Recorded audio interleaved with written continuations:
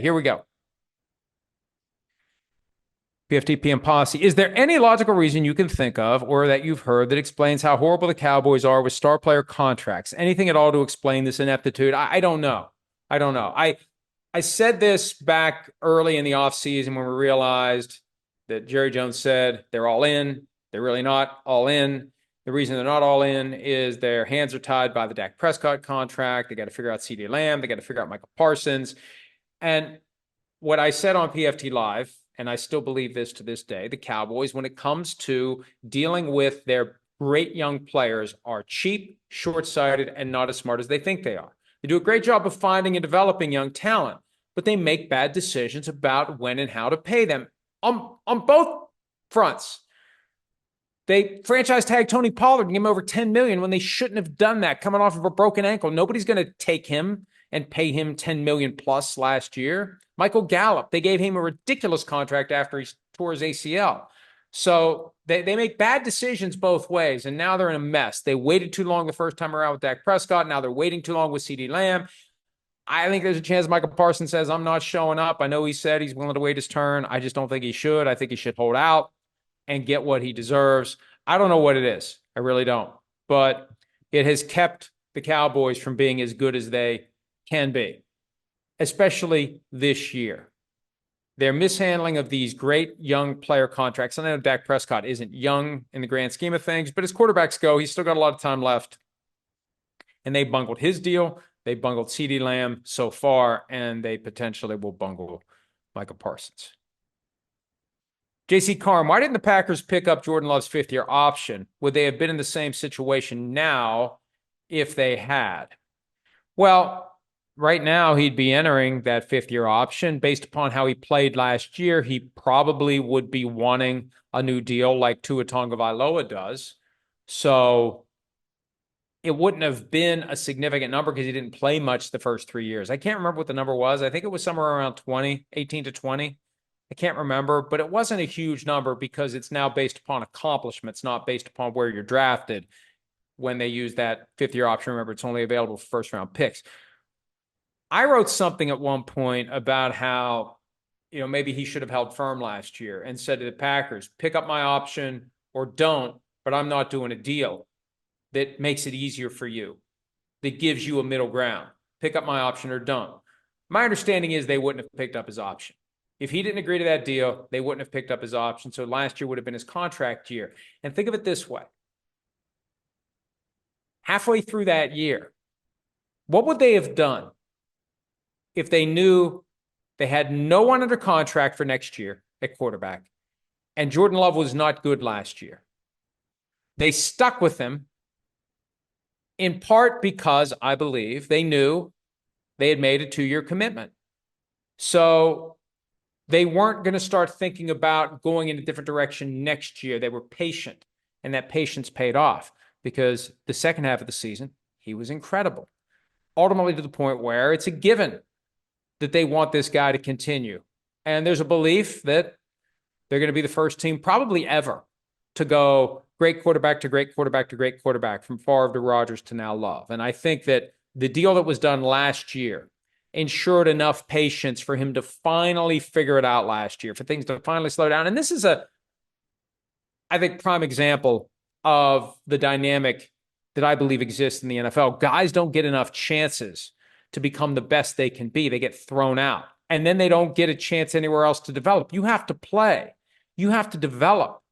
It becomes kind of a self-fulfilling prophecy. You go out and play, and you play well. And if you don't get a chance to play well, you never become the guy that you could have been. And you become the guy that you are because you get to play and you keep playing and you get better and you get better and people view you as a great quarterback. That buys you the benefit of the doubt and it gives you more time to develop as a great quarterback. So think of how many guys who, after 2 or 3 years, now you're out. And maybe if you hadn't been drafted by, I don't know, I'll say the Jets. Apparently I hate the Jets. There are now media outlets that got nothing better to do than write a whole story titled, "Why Does Mike Florio Hate the Jets?" I shit you not. I almost retweeted it, but I don't want to give the outlet in question any free publicity because, frankly, I didn't even know the outlet existed until a couple of months ago. I thought it was like an outlet that made preview magazines that were on the shelf at the grocery store, and that was it. But yeah, I hate the Jets. It just, anybody that thinks that is ignorant, and I don't mind it from fans. The problem is you have this industry now of fan turned blogger who's got nothing better to write about, and they write like fans do with no critical eye, with no real analysis. It's just low hanging fruit. It's a tweet turned into a 500-word article, ranting and raving about somebody who don't like my team. Oh, he doesn't like my team. Ooh, he said bad things about my quarterback. I mean, it's just a bunch of shit. Anyway, pardon me for that. What else do we have? JC Carm, what do the Giants have to gain by letting people know what their internal processes are? It seems as if it would do more harm than good. Yeah, I've been watching the first episode of the off-season edition of Hard Knocks. I think they should do a Hard Knocks that is focused on the customer that is trying to figure out why the hell I should watch all this stuff. Hard Knocks, the life of a Hard Knocks viewer. I get it preseason. I get it in season. I don't get it off season. I don't get it. And I assume you get to a point where you're numb to the omnipresence of the cameras and the microphones. I mean, if I'm Joe Shane, like, let me eat my, I almost dropped the F-bomb there. I'm trying to be nice today. To an extent. Let me eat my damn lunch. Like there are scenes where he's sitting there with it, whatever takeout he got, and he's trying to eat his lunch, and guys talking, and you can tell they've gotten to the point where they're not paying any attention to the reality that the camera is there. And I know, I can't remember when this happened. There have been occasions where they've been filming something in the viewing room at NBC. And once you know that camera and microphone is there, it affects you. Because anything you say is going to be preserved and potentially used in whatever medium they might use it. So you're thinking before you speak more than you usually would. I mean, it's important to have a filter so you don't just blurt out dumb shit all the time, but it's even more important when there's cameras there. It makes you ask yourself one more time, how dumb is this observation I'm about to make? And I think it also prompts you to come up with some smart observation you otherwise wouldn't have even thought of. So the whole thing, reality TV isn't real because everybody knows that someone is eavesdropping on the conversation. That's not reality. That's a warped, distorted view of reality. So I don't know how much of this is going to compromise the Giants. Remember, the teams always have final say over what makes it to air. Sometimes the teams make bad decisions, like the Browns. I remember this back in it was 17 or 18, the year that they were on Hard Knocks. And there was that awkward meeting where Hugh Jackson and Todd Haley got into this back and forth about whether you rest veterans in training camp. We can't reside within our fears. We need to get these guys ready. Well, we also need to keep them healthy. And I'm driving the bus here. I'm in charge. And it all came off as very dysfunctional. And as evidence of the dysfunction, the Browns actually thought it made Hugh Jackson look good.